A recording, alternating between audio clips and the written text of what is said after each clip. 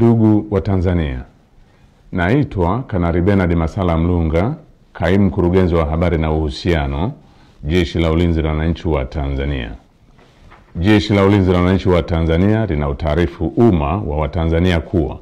linaendelea kufuatilia kwa karibu na kutathmini hali ya ulinzi na usalama nchini katika kipindi hiki cha kuelekea uchaguzi mkuu unaotarajia kufanyika tarehe 28 na tarehe 29 mwezi Oktoba mwaka 2025 kama ilivyotangazwa na Tume Huru ya Uchaguzi nchini na Tume ya Uchaguzi Zanzibar.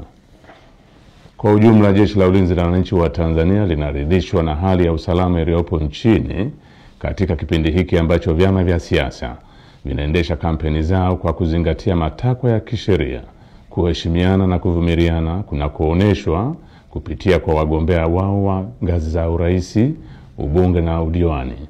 Jeshi la Ulinzi la Wananchi wa Tanzania linaviomba vyama vya siasa kuendeleza hali ya amani na utulivu wakati wote wa kampeni, kupiga kura na baada ya kupiga kura. Katika hatua nyingine, Jeshi la Ulinzi la Wananchi wa Tanzania linalipongeza Jeshi la Polisi na vyombo vingine vya usalama kwa jinsi vinavyoendelea kusimamia hali ya usalama katika kipindi hiki cha kuelekea uchaguzi mkuu. Aidha, jeshi linawapongeza wananchi kwa kuendelea kutumia haki yao ya msingi ya kushiriki kwa amani na utulivu katika kusikiliza sera za vyama mbalimbali kupitia mikutano ya hadhara inayoendelea kufanywa na vyama vinavyoshiriki uchaguzi mkuu kwa ngazi mbalimbali ili kuwachagua viongozi watakaowaletea maendeleo.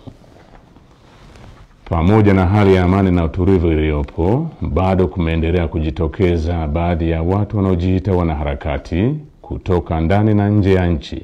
kutumia mitandao ya kijamii kupotosha umma kwa kuweka maudhui yenye kuleta uchochezi kwa kulihusisha Jeshi la Ulinzi la Wananchi wa Tanzania na siasa ili kutimiza azma yao ya uvunjifu wa amani.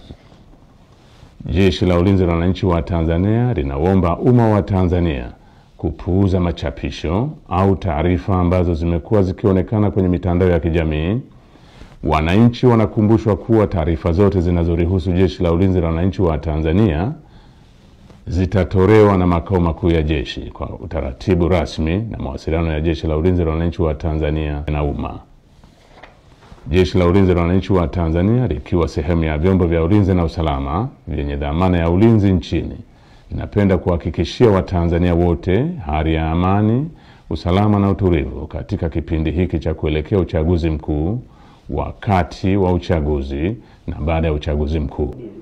Asanteni kwa kunisikiliza.